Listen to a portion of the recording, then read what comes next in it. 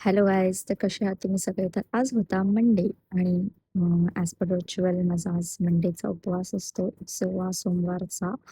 तर मग तोच होता माझा. आय थिंक मस्तपैकी शंकराची पिंडीची पूजा करून घेतलेली आहे, पंचामृत अभिषेक करून.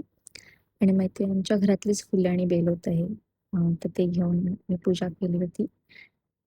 सगळी आरती आणि पूजापाठ झाल्यावरती मग काहीच खायचं काय? तर मग खायला मी इथे असं मस्तपैकी बटाट्याचं किस करून आणि त्याच्यात साबुदाण्याचं पीठ घालून उपवासाचे असे पॅटीज बनवून घेतले होते.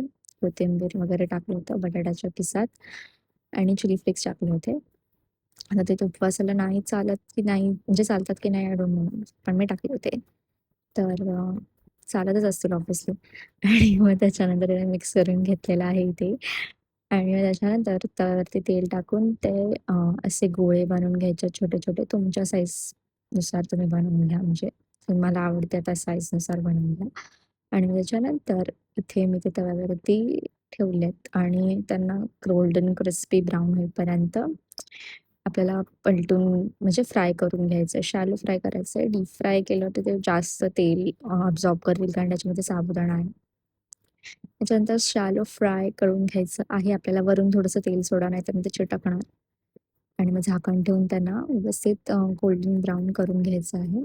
तर इथे मी झाकण ठेवलं आहे आणि मग त्याच्यानंतर हे असे क्रिस्पी ब्राउन होतात आणि खूपच छान लागते गाईज. माझे थोडे कमी तिखट झाले होते, पण थोडेसे तिखट असते, अजून मिरची टाकली असते तर अजून छान लागले असते. आणि मी दहीसोबत खाल्ले आणि असं होतं माझं उपवासाचं खाणं.